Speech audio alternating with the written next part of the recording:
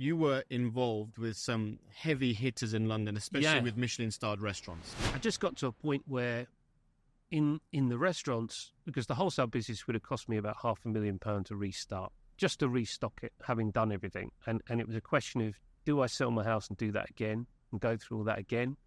Or do I completely focus on the restaurants? 6 riot police all barged in out of nowhere. And I'm like, what the hell's going on? And they're just screaming at me, where's the bomb? Where's the bomb? And I'm like, what are you talking about? I haven't got bomb. There's no bomb. There's a bomb. The bomb's been reported.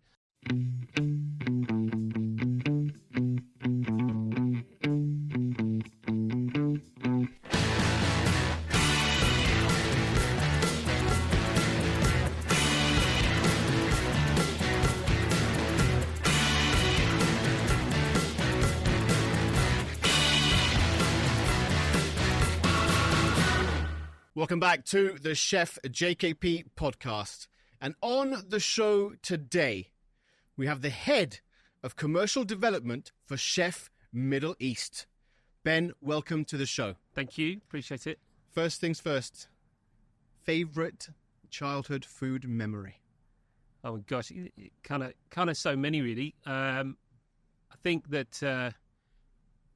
everyone could talk about 11-year-old going to McDonald's and stuff like that, but it's a foodie show. But, that's when you kind of realise that food's kind of synonymous with celebration and stuff like that, isn't it, But, I mean, as a kid, silly things, really. I mean, my gran was quite frugal, didn't have a lot of money, and she'd kind of do things like take you down the alleyway at the back of the flats and dig up horseradish, and you'd kind of grate it with her, which... if anyone's ever done that, it's kind of onions times a million, isn't it? Yes. Your eyes just kind of all tearing. So I think as a kid I got that one, and then I'm a massive West Ham fan. Come on, you Irons. So you just get dragged down to Upton Park and be given a terrible pie. And I can vouch for the fact that despite they've moved stadiums, the pies are still absolutely awful. But again, that's just part of association with food, with fun things you do, right? So having a pie whilst watching the football is a thing for me. A beer helps as well, but obviously, but pies are pretty good. So new flavours now though, you can get like chicken tikka and all sorts of stuff that weren't around. So what were the flavours that you had as a kid? Yeah, it was just more your standard kind of mincemeat in a beefy type stock, steak, probably oxo, kidney, oxo, a load of oxo and a load of mince. That would do. Steak and kidney, easy off peasy. You go. Yeah, easy peasy. So then, throughout your teenage years, what were the types of food you had growing up? I lived in Saudi Arabia when I was really young, and then I used to come back on school holidays. So even as a teenager, I'd be out there. Very different to Dubai, and it's changed a lot now, but shawarmas were a big thing for me. And actually, when I moved back to London, really hard to find a decent one. You kind of got Edgware Road, where there's a load of stuff, but it's not the same as like a shawarma here, or one that I remember from my childhood. And I ended up finding round the corner from, kind of Russell Square and all round there, and you got Little House. What other restaurants? You got the first Angela Hartnett Morano place, and they used to be clients of mine, and then next to it was like this little kind of takeaway shack where the toilet was downstairs. You could kill yourself on this marble staircase going down, and they just did like an amazing authentic shawarma, and it cost, I don't know, next to nothing. So it was surrounded by this kind of high-end dining environment, and there's me eating a shawarma before I go in to meet with Angela. Nice. So you're like a shawarma connoisseur. Well, pretty much. From a young age. Yeah, pretty much. Love a shawarma. Cool. So then in education, when you were going to sort of university, what path did you decide to take? Fluffed my A-levels. Didn't do them so great. Went through clearing, which I don't know is a thing now. GCSE is really easy for me. I was one of those kids that kind of got a load of A's and B's, and I thought, well, this is easy. I don't have to do anything. So then went and did A-levels and thought the same process could happen. And, of course, it didn't, and I didn't do very well. First lesson in life, you actually have to work, I suppose. And I went through clearing. I loved history, and I wanted to do something similar, but I couldn't find a course for it.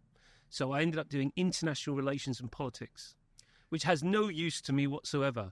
But learning about détente and the Cold War and stuff like that was still pretty cool. Wow. Yeah, had a boring job there.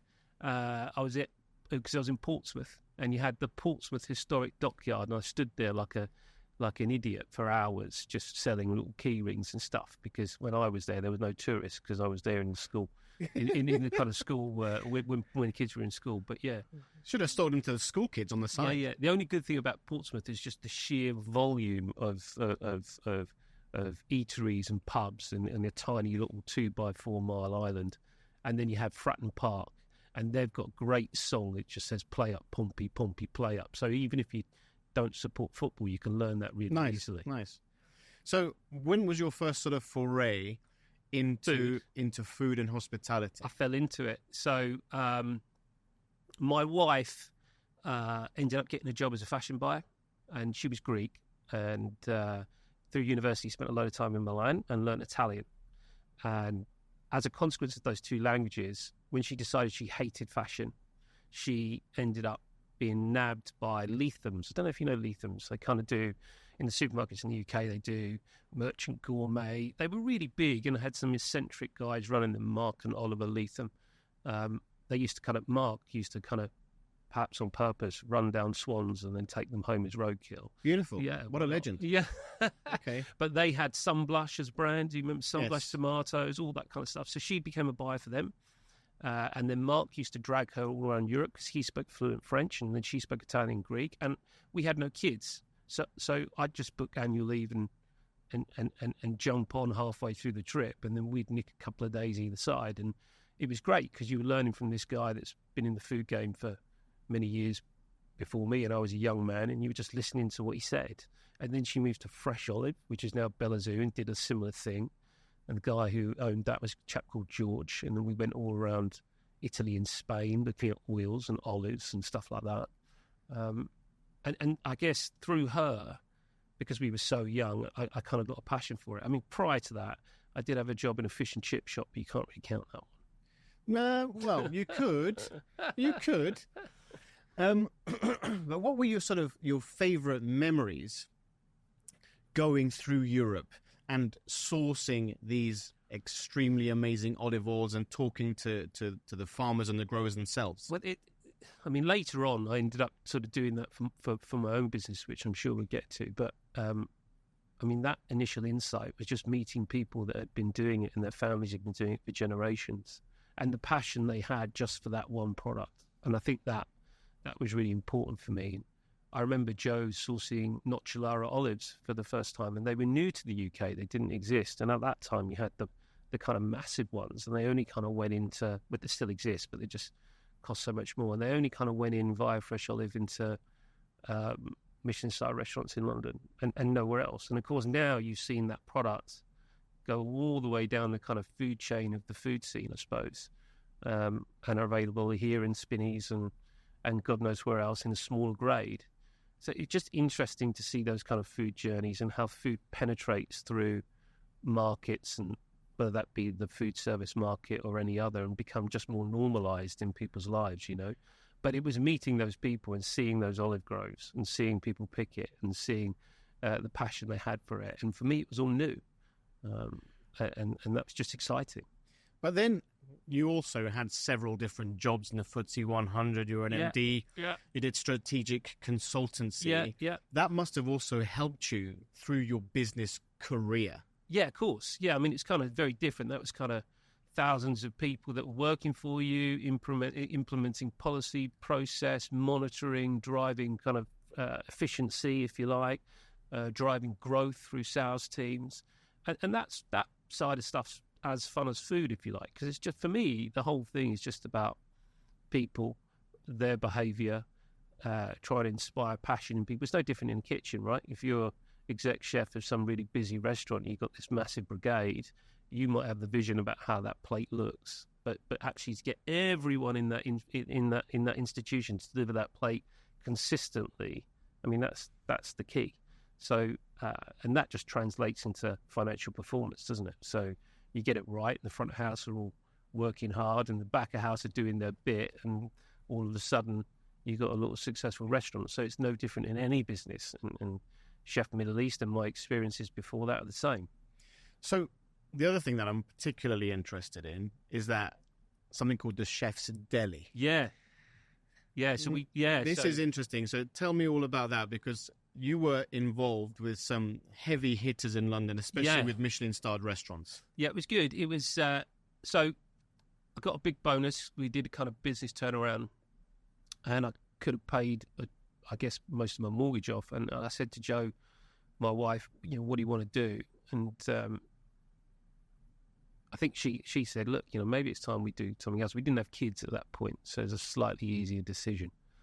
And we thought, what, let's do this for ourselves. And we initially just started off with a couple of balsamic vinegars, to be honest with you, just because you got to kind of start somewhere. But they were different. They were slightly different ones. You had, less different now, but they were back in kind of 2008. You kind of had, a pomegranate vinegar, this vinegar, and a really high-end sort of using old money. You can't really use it anymore, kind of 25-year-old type balsamic vinegar. And I remember we got Tom Akins as a customer, and it was our first client. He was an intimidating chap initially, and then you kind of got to know him. And I remember kind of delivering it in the back of my car, thinking, this might work, because first thing we've got. And then we started looking at gaps at the market. And at the time in the UK, you had Brindisa doing a load of Spanish stuff. You had a company called Gastronomica and that was doing Italian version, but it kind of wasn't to the same quality.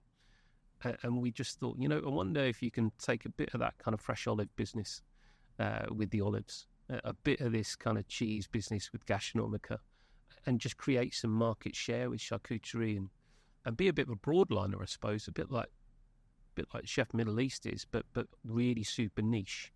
And then we just started developing a range, mainly around, it grew, but we ended up doing, for example, started off with Bill's restaurants when there was only 4 of them. And then before you knew it, there was 82, and I had vans going to Aberdeen. And that was an interesting journey. But we started off with slow food products. So even with them, in that instance, whilst it was very different to a Tom Akins experience, they wanted a vegetarian hard cheese. So instead of using some plastic type product, they fell in love with a product we sourced from Sardinia, and it was from Olzai, which, if you look at Sardinia, is like, imagine it like a dartboard. It's right in the centre, and there was 3 generations of people, 4 people in total working in this dairy with only 250 sheep.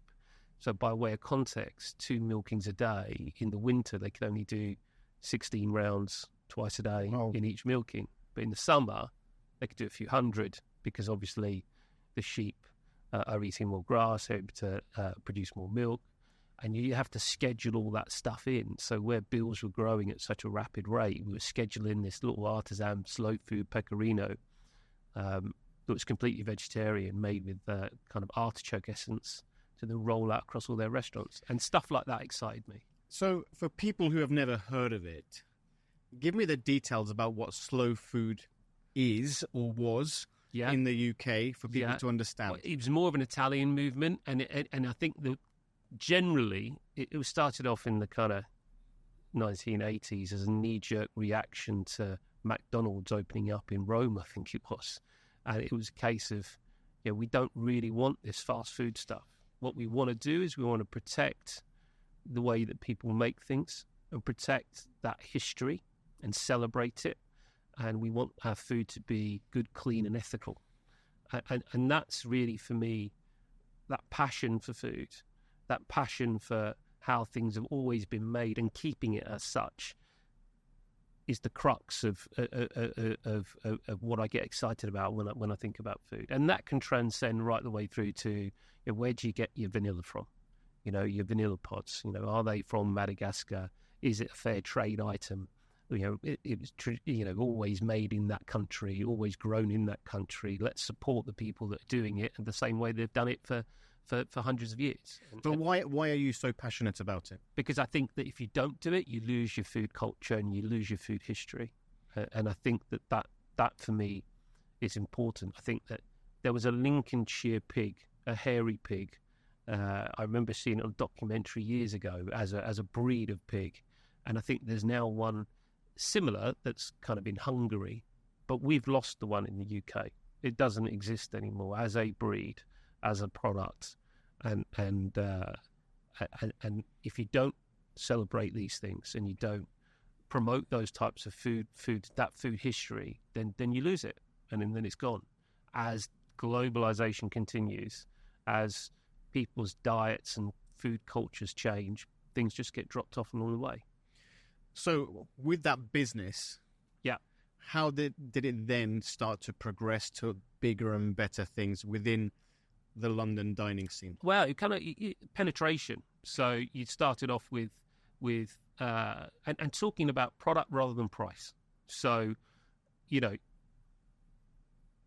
every time I'd go and see a chef, I'd be bringing something that's interesting. I've got something for you, by the way, for later. But every time I'd take something which was a talking point and that I actually genuinely believe was a great product.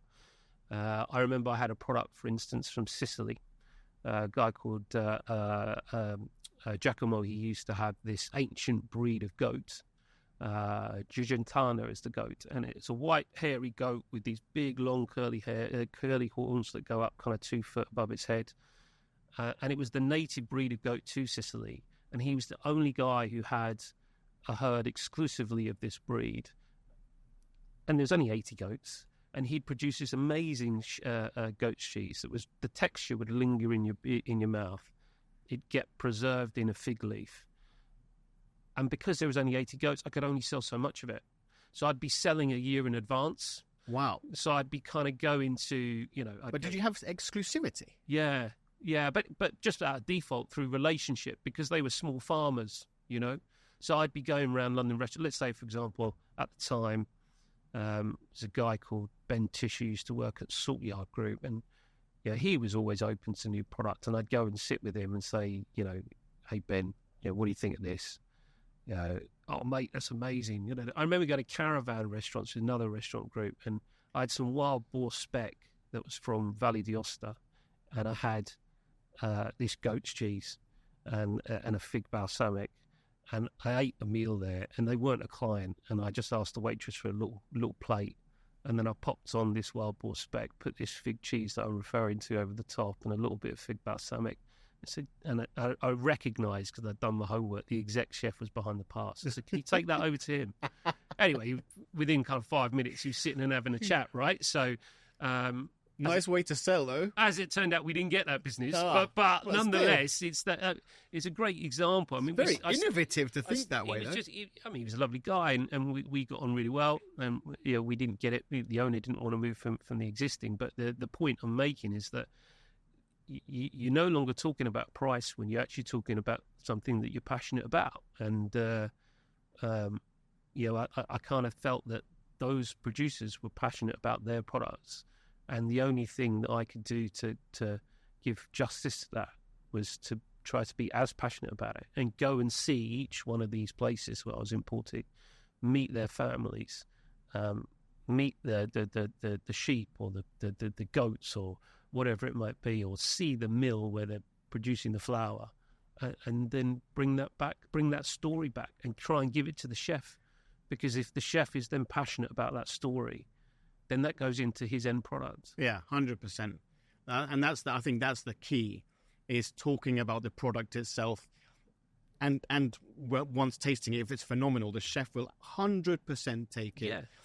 And they're clever guys, right? I mean, guys. You know, they can work out a food cost. So if they're buying something at, I don't know, 60 dirhams a kilo, and you're offering something at 120 dirhams, if they like that product and that product fits, they'll tweak the portion size, they'll change the dish, they'll make it work because they, like you, love the product. And they're, you know, chefs are essentially artisans. Yeah. And they love to tell stories. And what better way to tell a story through an incredible dish and an ingredient, right? That's it. So what happened with that business in the end? It's a nightmare. It was an absolute nightmare in the end. It was such a shame. I think we had several accounts, like Bill's, for example, that just stretched us and stretched us and stretched us. And you've got two choices. You can go with it and say, right, I'm going to keep on doing this growth, and I'll try to sell to, because we ended up depot in Leeds. We had a little satellite place in Bristol. So, you know, to support this infrastructure. So it's quite big. It got all right, yeah. But I mean, still, like, you know, Michelin bib, Michelin star, and then some chains, which then helped to facilitate the Bolster network. everything. That's Right, it. right. So it was still quite niche stuff. But Brexit, because we were growing, there was no money left in the bank, you know, and Brexit then strained it. I remember going to Ottolenghi and telling them, guys, I've got to put your burrata price up because of Brexit. From, I think it was £1.43 a ball to £1.69. Oh my God. And they were selling it for like $13.90 a plate, right? Cheeky. And the irony is, Cheeky. they've got their own overheads, they've got everything else. That's the model. But and the irony is, the dish that I think it might even still be on their menu, the dish that they had it on was with orange and cardamom seeds, because it's that kind of quirky type of food, isn't it? When I presented the burrata to them in a restaurant that I had, I presented it with orange and fennel seeds. Oh. So it's a little bit, but that was the point of the restaurant, to kind of give ideas and then people run with it. But I put this price up because of Brexit, and they said, look, guys, we just can't do it. And I'm like, surely you can just add 30p onto that 13.90 and make it work. No, we have to work on percentage margins. We're a group now, and it pushes it outside of our price bracket. So using that example, we started to lose business because of Brexit. That we could have kind of got over, and then COVID hit. And when COVID hit, everything collapsed. It was decimated, everything. And I moved into food packs. That was interesting. I did a load of these podcasts, but there was me with an iPhone, sometimes with my daughter holding it, sometimes with my wife holding it, just trying to sell the food, right? And she would pack the orders because everyone else was on furlough. She'd wake up at 4 a.m. and pack all these orders. I'd drop the kids to school, get there in the van, and then we restricted in areas kind of northeast London type zone because it was just too far otherwise. And I'd then start the first delivery round and keep going. And I'd be doing that till like 8 at night, and she'd go and get the kids. And that was our life during COVID. The good thing is you had weekends off. Okay. So at least you had a bit of a break. Yeah. Still had a couple of wholesale clients, but I think in the end it was like, I think 3. I mean, it was ridiculous. But you also mentioned earlier, Ben, that you had a restaurant. Yeah. Tell me about that, please. Well, I ended up with 4.5. What was the name of the restaurant? The Bombetta, it was called, and it was in Wanstead, which is on the Central Line. Really cool little site. I think had it been in Soho or Shoreditch, it probably would have flown. We were very lucky. We had Faye Mashler review it. We had it was in the Evening Standard a couple of times, in GQ magazine. Who's the other Evening Standard? Faye Mashler, when she retired, and then you had the weekend edition. Oh God, escapes me. Another lady. Anyway, so we had a load of people review it. But in essence, I was trying to look for something that wasn't pizza. I had a load of pizza clients. I had Home Slice. I had Pizza East. They would be some of the top ones, which was part of Soho House Group. I had a ton of them, and I didn't want to compete against them. I also didn't want to be judged by them with the quality of my pizza. So I thought, well, what do I do? So I opened a Bombetta restaurant, and I called it Bombetta London. Now, Bombetta's a product, and it's from southern Italy, Puglia, around the kind of Ostuni, Cisterino, Martina Franca type area, which is halfway between Bari and Brindisi. And you get all sorts of versions. Primarily it's pork, and you flatten pork collar, and you put cheese inside, a bit of herbs. You roll that up. You then roll round that to sort of tie it together, either prosciutto or pancetta. So it becomes like a cheesy kebab. Right, okay. And you cook it over the grill. Right. And that was the concept of the restaurant. That was the concept. Then we would have, 15 ever-evolving small plates. Okay. So that you'd have a starter and a main. So it'd be like a tapas antipasti, tapas. kind of thing. Yeah. So I would invite chefs down, you see. Attached to it, I had a cheese production site as well as a separate unit. And that was more wholesale stuff. Because by then I was selling cheese boards pre-done to a level below, so kind of gastro pubs. Right, okay. But they didn't want to buy a whole cheese. Oh, Polpo, I used to slice all their meats there as well. Right, okay. So you'd have this production site, and it was all glass, and then you'd sit in the restaurant, you sit round the bar or on the tables, and underneath these chandeliers that I'd imported from Milan, and you'd eat these bombetta and these 15 type of antipasti dishes. So I'd invite chefs down from central London, and they'd come and sit with me there, which was weird because half the guests there didn't even know who they were, but they would probably love to be eating in their restaurants in town. Right. And say, right, okay, choose what you want. And we'd focus on the antipasti bits. And in each antipasti dish, there might be 3 or 4 ingredients. And I would say, 90% of those would be from me. So what I was saying is try this burrata, try this vinegar, try this. And actually, look, I'm selling it for this price. And I've costed it to myself at the highest amount of money or the highest tariff that I have to sell to you. So this is how much it costs out. And then they'd take that away and go and do their own thing with it. And it just helped boost Quite sales. clever as a sales pitch, I would say. It was also a lot of fun. And you were able to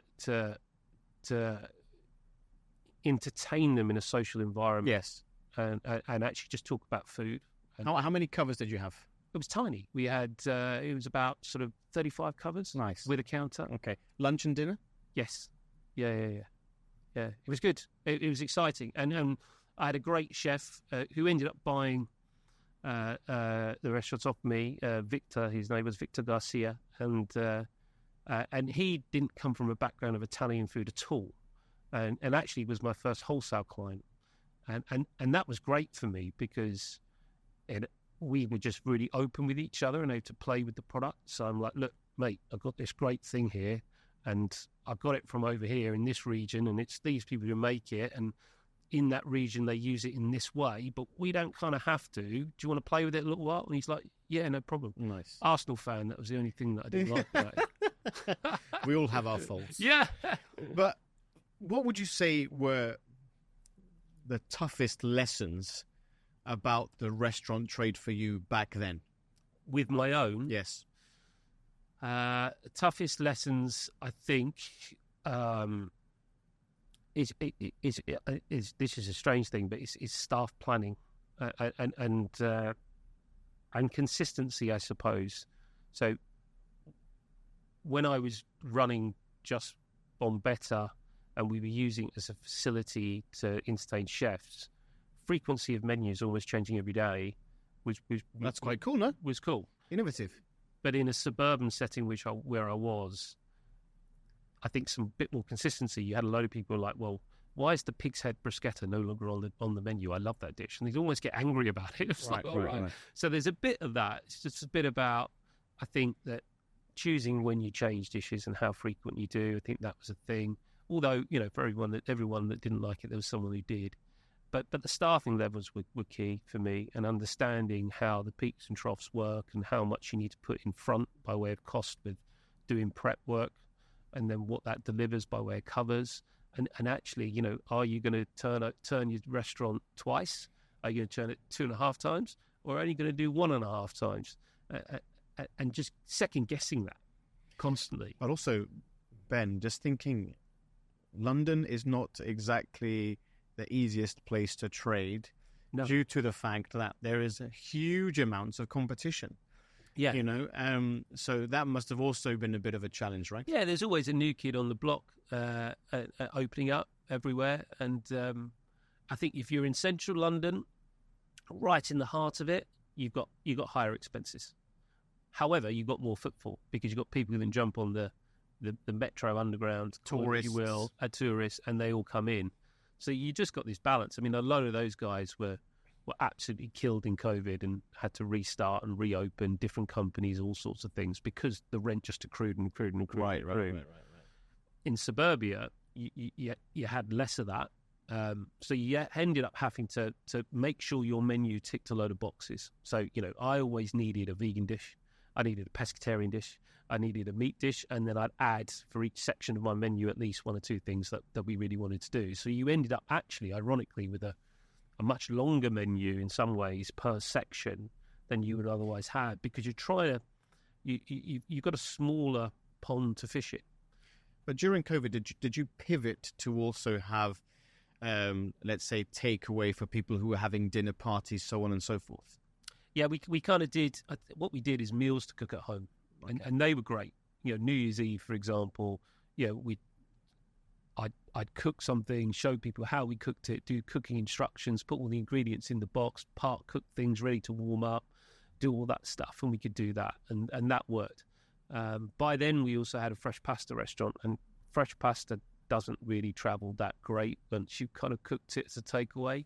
So learned the hard way. Yeah, well, so I didn't really want to go. I didn't want to do takeaway with that one. So and it was also a lot bigger. It was like 80 covers, and it was in Walthamstow, which was E17. E17. Everyone who's trendy and Hackney had a kid and then moved out of East London to Walthamstow, and it was just busy.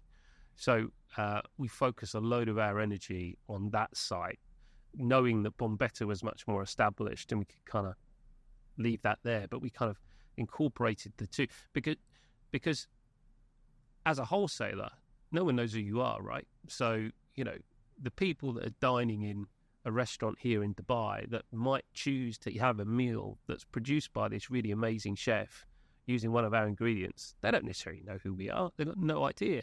It's the restaurant and the chef that have really made that experience special for them. And it was the same for me in COVID. No one knew who the Chef's Deli was unless you were in the game. So we leveraged the restaurants to develop the food pack business rather than the wholesale business.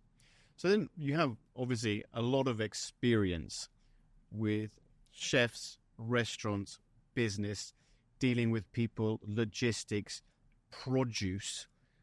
Tell me about your journey to the Middle East and working with Chef Middle East. So I just got to a point where in the restaurants, because the wholesale business would have cost me about £500,000 to restart, just to restock it, having done everything. And it was a question of, do I sell my house and do that again and go through all that again? Or do I completely focus on the restaurants? And by then I had 2 kids. And I thought, you know what, I don't know if I've got the energy for it. And the restaurants were actually doing really, really well. So I thought, well, I'll stick with this. But staffing became a problem. A load of chefs in London went either home or came here during COVID because they came here because they could work, right? Or they went home because they wanted to be near their family. So I ended up, one day I'd be the kitchen porter. I was working 7 days a week for about 2 years. And I was kitchen porter one day, maitre d' the next, head chef another day, sous chef the next day. I just did everything. And I was just tired. And actually I didn't really enjoy it anymore. And when you start feeling that way, you kind of think, well, I need to look for something else. And I think what food distribution and finding products and sourcing products, I think that's much more me. And, and whilst I enjoyed that restaurant experience, and I think it's really helpful for me in terms of rounding off my knowledge about who my customer is, I started looking again. And I had such a great childhood in Saudi Arabia. I was on the Red Sea side. So, I'd be sailing. There's no one else on the beach because back then. Just you? Just me. Loving life. Pretty much. You could jump into one of these old Chevy Blazers and literally drive it onto you can't do that on Kite Beach, right? Drive a Chevy Blazer on there and stick your tent up. And we'd be sailing on there, camping on there, scuba diving on there. So you missed the region. And I missed the region. And I've got kids now and I'm thinking, it's warm, it's safe. Let me look in that market. So I reached out to Steve, our CEO, and we just had a few chats. And then next thing you know, I was on a plane coming out and had another couple of chats. And then I was here. And actually, I think it's a massive opportunity. This business, like the city, has just grown and grown and grown and grown. And some of that, a bit like my Bills experience, is where it's been dragged up by its own customer base. And therefore, we've got some exciting chances to review our range and develop it. In some ways, that's providing a more basic product for some of our clients, and in others, it's how do I get this version of that Sicilian goat's cheese back into our product mix, whether it be fish or anything else. So for your position now, what is the key objective that you want to drive whilst here in the company? I want to drive a real passion for product and food.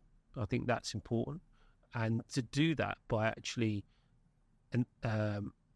working with our kind of sales team to be in the market and look with honesty at our entire range to say, why are we doing this but not this? Let's try and find that product because it's missing.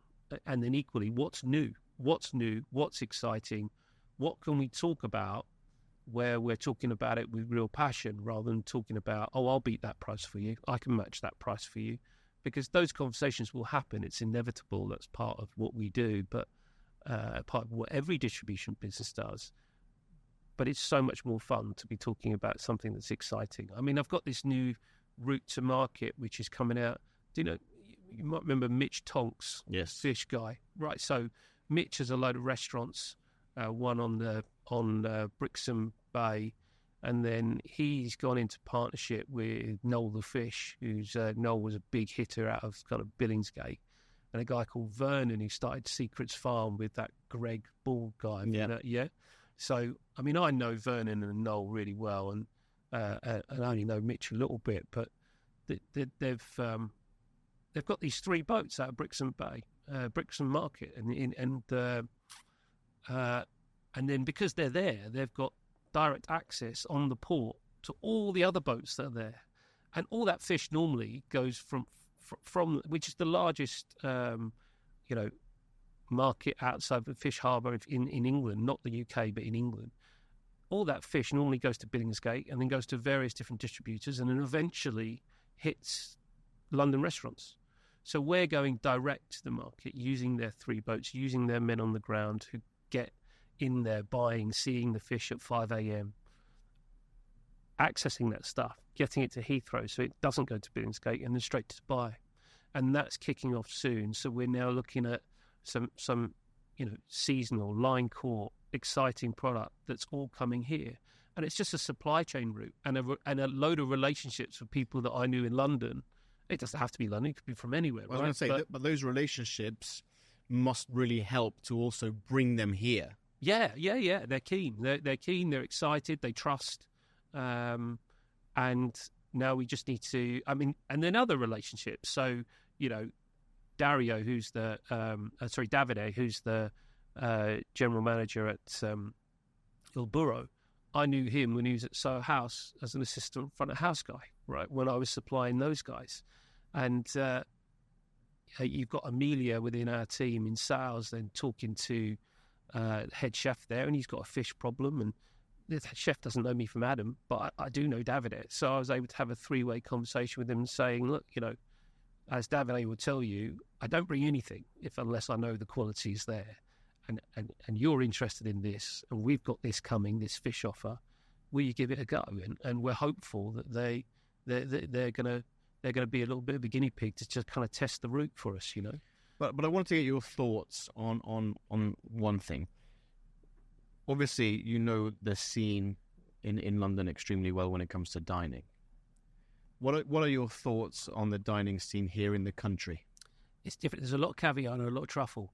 I've noticed that, and it's exciting. I think there's more diversity in terms of. I wouldn't say diversity, but every single option that you could possibly have is here and available for you. And I'm still exploring it, right? I mean, I've only been here 5 months, but I've been to a number of places, and it feels to me that some of it is very driven around producing a dish which looks expensive, feels expensive due to that caviar, due to that truffle, and some of it is just real kind of genuine earthy stuff with chefs doing their best, but all of them are busy, and that's the key for me, is understanding how we tap into both of those bits. And I think that the exciting bit is that actually, if you can find these products which do add value and are niche,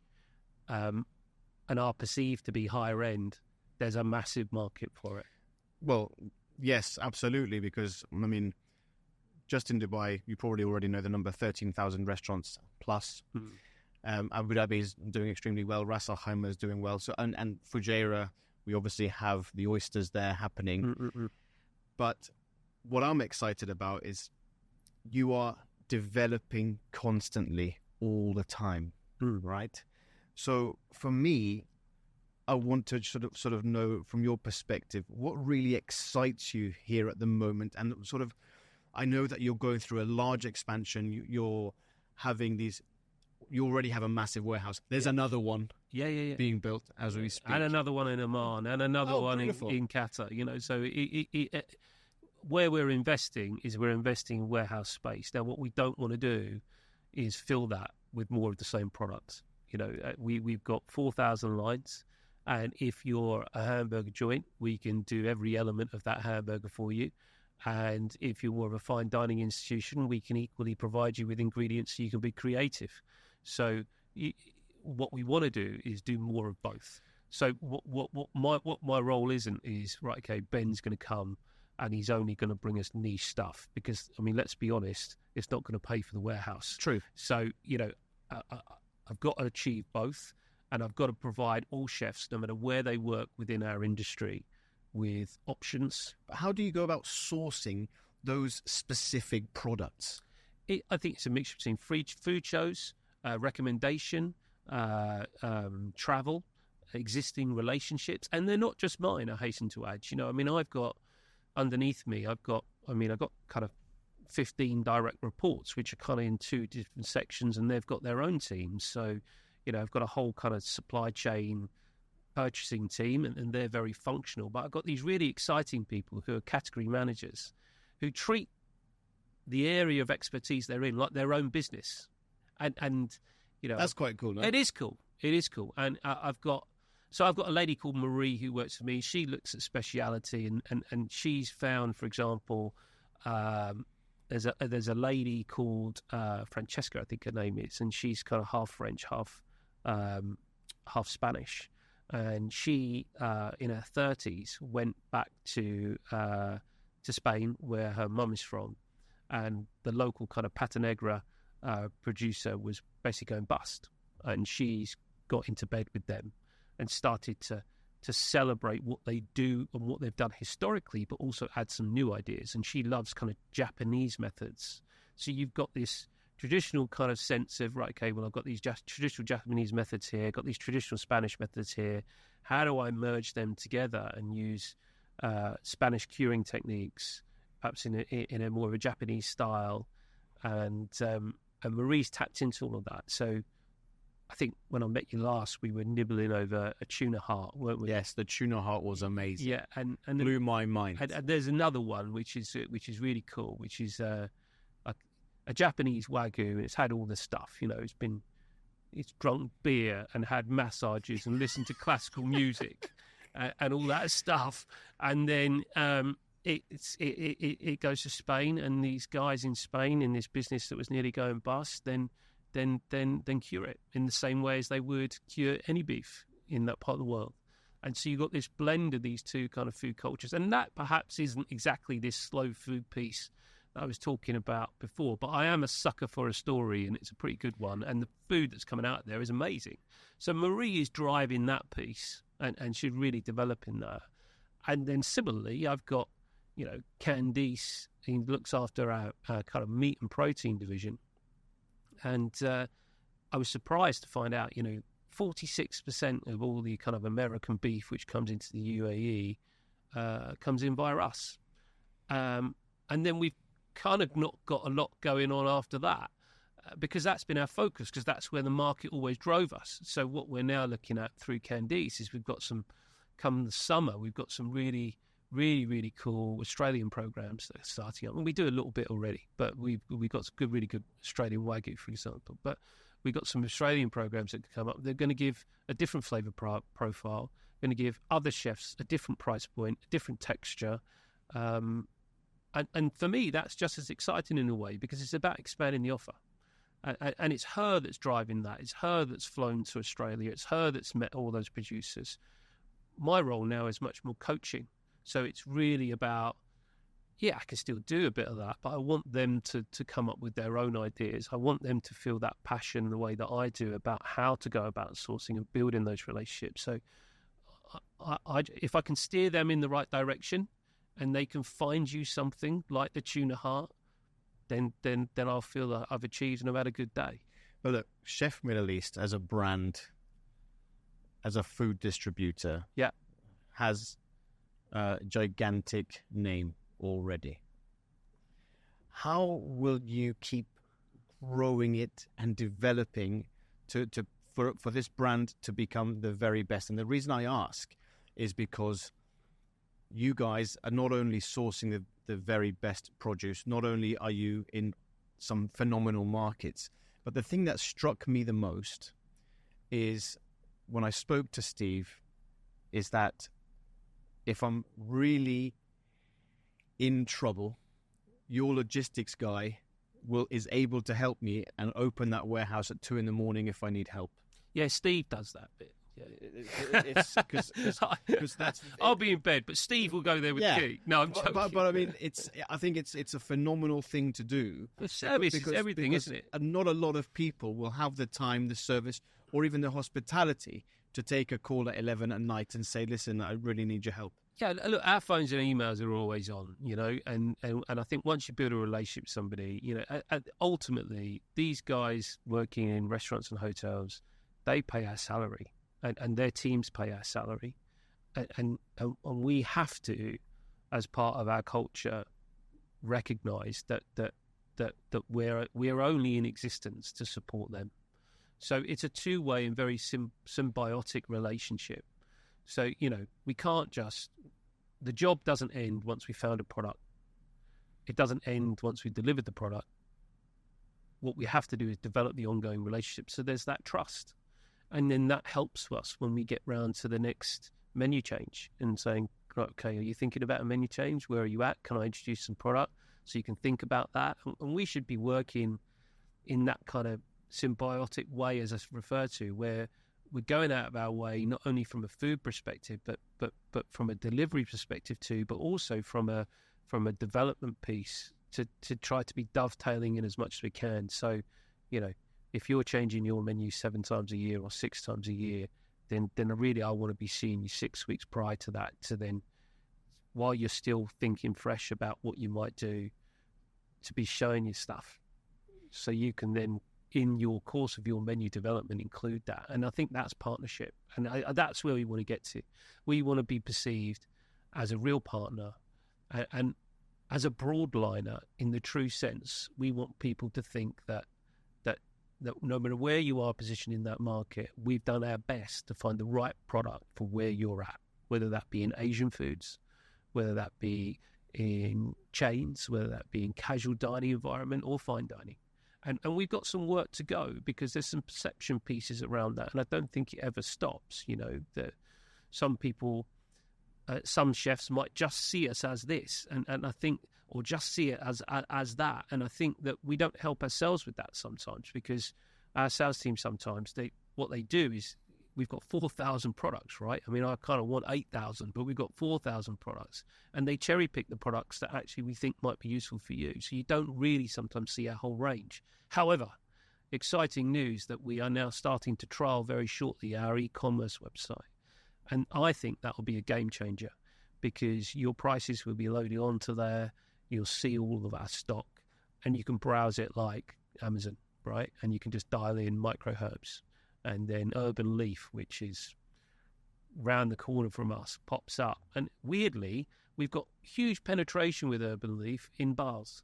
So we sell tons and tons of flowers. And yet the bulk of the sale, it will be in red vein sorrel or, some other microherb. And we hardly do anything. So, I think when our range opens up on that platform, we'll just have so much more speculative sale where people can see this vast catalogue of what we do. Because I was going to ask, the amount of competition you have within food distribution is also no joke here. Yeah. It's full on. Yeah. So that's my next question is, how do you stay relevant in an ever-growing market? And I think you just answered one of those questions very well, is to have a kind of application on the phone that has these 4,000 SKUs. Yeah.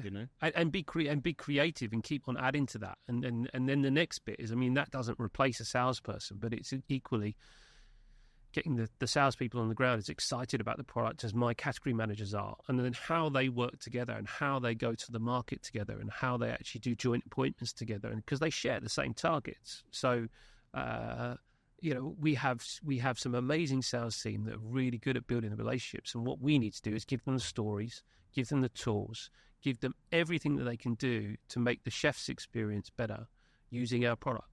Must be quite tricky for you in a way, having to manage so many personalities and that they are all passionate about certain things. Yeah, I mean, everyone's different, right? That's the beauty of life. It's also the challenge. Yeah. Yeah. Because as you said, it's kind of like, as you mentioned previously, kind of being in a kitchen and managing everybody. That's a different thing. Yeah, of course. And also... And you'll always get this guy that burns the chicken legs. Yeah. Or whatever exactly. it might be. And also learning the different cultures. Yeah. All that kind of stuff, I think it's absolutely phenomenal. Now, for you... Yes. You've only been here for 5 months. Yeah. But what would you like to see in the future for the dining scene here? What are your predictions? It's a tough one. I think, I always used to like, I guess I used to always quite like really great food, but it's less about the environment. I'm really interested to see whether that happens here. Here, everything is kind of, feels like it's marble and gold encrusted restaurants that are all immaculate and perfect. And I'm still exploring. So that assumption could be a little bit wrong. But I'd like to see more kind of earthy stuff that just kind of flows out. No, I've found this is great. And you've just got almost like an old warehouse type thing where someone's operating, just kicking out great food. Yeah.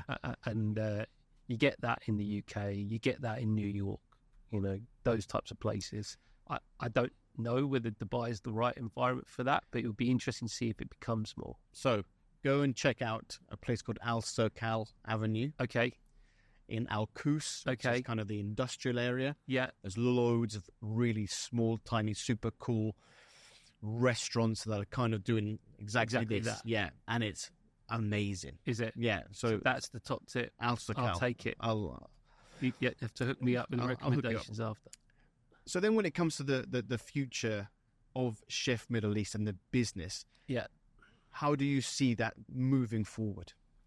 Well, we want to continue to gain market share. I think that what we need to do with that is we need to provide more offers and in terms of more options for people. And we have still big investment, but that's not just in infrastructure, that's also in people, right? So we need the right resources to substantiate our future growth. And we've done great by kind of growing at least 30% every single year. And over the next few, we want to carry on that journey. And as the UAE and the wider region continue to evolve and food changes, we need to make sure that we've got the pieces in the jigsaw to be able to do that. We also need to look honestly at ourselves and our competitors and say, actually, we think they're really good at that, and we need to develop ourselves in that area, and that's the process that I'm driving. So then my final question before we get to the dreaded quick-fire questions. Okay. I want to talk about Crave. Yes. Amazing event that you have for the industry. Yeah. Now, for those people who haven't been there, the only way I can describe it is like an incredible food festival for the industry. There is no hard sell. It's very organic in the terms that the growers, the suppliers are there themselves and they are talking about the product. Now, you as the head of commercial development, how will you develop that? A big title. How will you develop this event even more in order for more chefs to be aware, potentially more restaurants and bars to be aware? Because I think the event is amazing, but there's always room for improvement. How will you do that? I think we need to get a bit of a blend with it, and I think that's what we're working towards in terms of just generally what we're showcasing there. Because obviously these events, we have some suppliers that really want to promote what they do, so they're supportive in us putting the event on. But for every one of those, we've got a tiny little business over there that actually doesn't have the means to do it, but actually their product is just super, super cool. And with my more chefy hat on, I really want to be focusing on those lines. So, by default, I think that we need to select these types of products that are symbolic of our top tier, because even if you can't afford to buy it, everyone likes looking at a Ferrari. And then thereafter, once you're falling in love with the Ferrari, you can then start looking at the other options, maybe a Fiat Cinquecento or something, yes. But and we do a bit of that.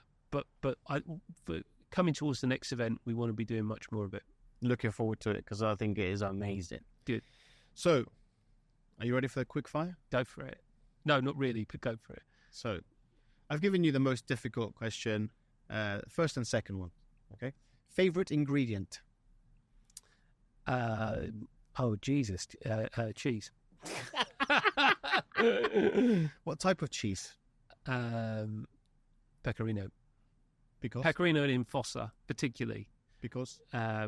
Because it just tastes like you've had an explosion going off your mouth. Okay. Buried underground. I asked... Starved of oxygen. Okay. So it is incredible. It's incredible. I asked Steve the same question. Yeah. What's your favourite department? My own. Are you sweet or salty? Salty. Fish and chips or pie and chips? Pie. Even the rubbish pie, still a pie. Still a pie. Very good. Tara Masalata or fresh pesto? Fresh pesto. Now, at the moment, as it stands in the present day, what are your top 3 cuisines to eat that you love to eat right now? Right now, Italian, shawarma. How can I forget the shawarma? And I really like kind of fusion, Asian kind of fusion type food, I suppose. So not Asian exclusively, but just using some of those ingredients in a different way. Who would you say are your top 3 culinary heroes? And they don't necessarily need to be chefs. I think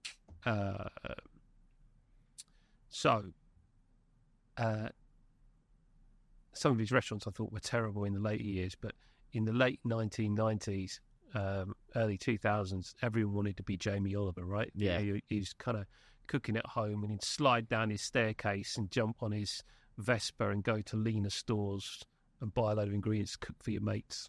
Yeah, he was, I think, just the way people thought about food. I think he was a bit of an inspiration with that. Absolutely. So, he was a huge catalyst for getting people in the industry. Yeah. So less about the cooking, just about the influence. Yeah. I think, what's his name? Mr. Floyd, with his slurping of the wine with Keith Floyd. Legend. He's just a god. And I heard that he did all of his videos pretty much in like a take, right? So it's just, here we go, now we're going to put this in here, that in there, let me slurp some wine. And Clive. Yeah, it was just brilliant. And and then probably because there was 2 guys that died recently, which was a bit of a shock to me because they weren't that much older than me. And one was Bill Granger, the Australian sort of TV chef, and coming back to that kind of Asian food, he was great at that because you'd have the kind of Asian influence, some Greek, Italian, as well as more kind of generic kind of Australian English, I suppose, and he kind of blend those 3 together. And Russell Norman also passed away, who started all the kind of Polpo sites, and they that was a bit of a shock. And both of those, I know I've now given you 4, but I remember meeting Bill Granger before he opened his first London site in a church opposite his first site, and I was giving him this ricotta that probably cost 3 times the amount of any other ricotta on the market at the time. And his lovely soft voice with his blonde hair, he said, mate, that's we're going to need a load of that. Oh, I can't really do the accent. And I didn't realise how much he meant. And then there was queues round the corner of this Portobello restaurant waiting for these. He used to make these ricotta hotcakes with maple syrup and banana. And they were open there for, I think, from 7:30 in the morning till midnight, basically. Blimey. And it was just packed all day long. And I literally had half a van, massive long wheelbase transit van, half a van, going 2 or 3 times a week, just with ricotta for these ricotta pancakes. But yeah, no, he probably him. Okay. All incredible guys. Really incredible guys. Now, if it was your last day on Earth, what would be that meal that you would have? Anything barbecued. Anything barbecued. I love. I mean, you know what? That's what I miss from the UK most. I got this great setup. You walk outside into my garden, and you look right, and you got a pizza oven, and then you look left, and you got this big Italian barbecue, and I just love cooking with them, and sometimes using both at the same time simultaneously. Nice. So Multitasking. Yeah, multitasking. And I just love that flavour profile that comes from wood and charcoal and so yeah, anything on a barbecue. You're in the right place in the world. There's so much going on when it comes to barbecuing here and cooking in the sand. Yeah. So much. Yeah. So yeah, you're in the right place. Can't wait. There's loads Exciting. of cool things happening. So from all of your years within the hospitality industry, Yes. now I'm specifically talking about being involved with chefs and restaurants. Yeah. What would you say has been your funniest ever, either restaurant incident or kitchen incident that you've seen or been involved in? I think there's been a load, but I think probably I remember rocking up for a coffee in Bombetta, which was our first restaurant, early one morning, and the only person that was there was little Gina, who was cleaning just before we opened up. And next thing you know, there was about 6 riot police all barged in out of nowhere. And I'm like, what the hell's going on? And they're just screaming at me, where's the bomb? Where's the bomb? And I'm like, what are you talking about? I haven't got bomb. There's no bomb. There's a bomb. The bomb's been reported. And it transpired that we'd had a bread delivery, and to abbreviate the name Bombetta, they'd written bomb on a bag and stuck it out the front.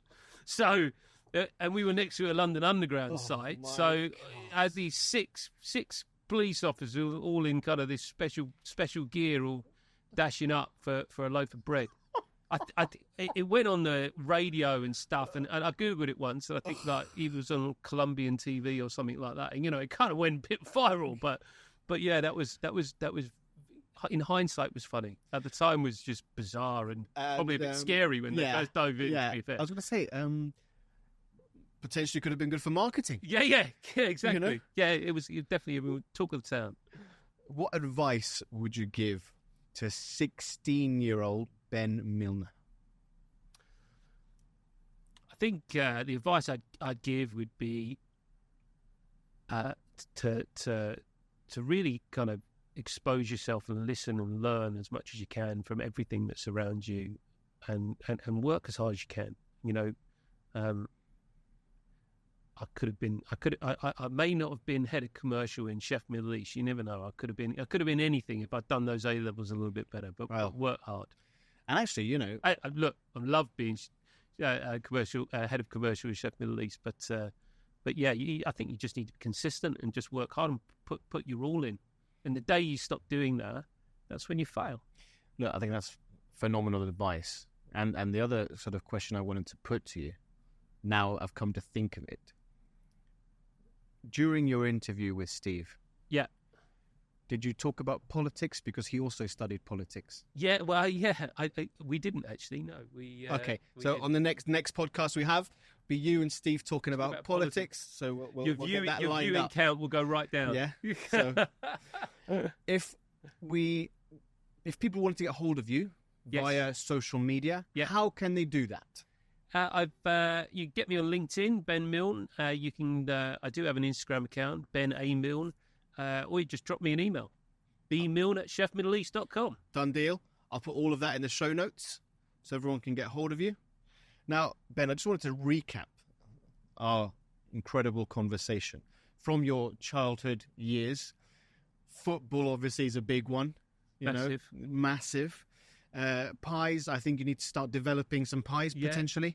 Fish and chips, we haven't talked about that, but we'll discuss that later on.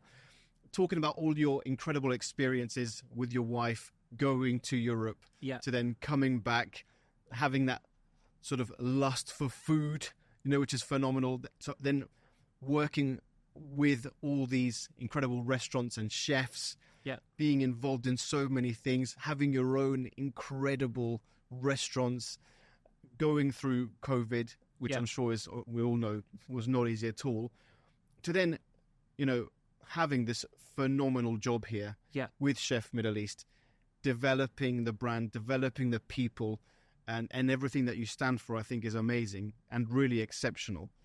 I just wanted to say, on behalf of the Chef JKP podcast, thank you very much for taking the time to be here. I've learned a lot. Our listeners, of course, will learn a huge amount. And really, I wish you only the very best of luck for the future. I can't wait to see what you're going to do next. Mate, thank you so much. I've enjoyed it. Thank you.